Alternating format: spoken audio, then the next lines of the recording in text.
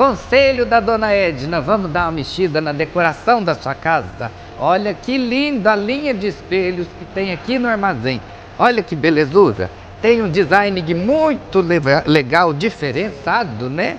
Só que além do design ser bonito, tem o tal do touch.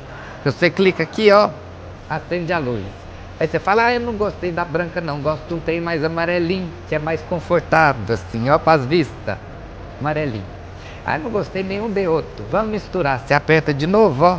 Mistura as duas. E tem a intensidade também. Só carcar o dedinho aqui, ó. Segura. E ela vai minguando. Bom toda a vida, né? Agora, se você gosta de uma sem touch, também tem.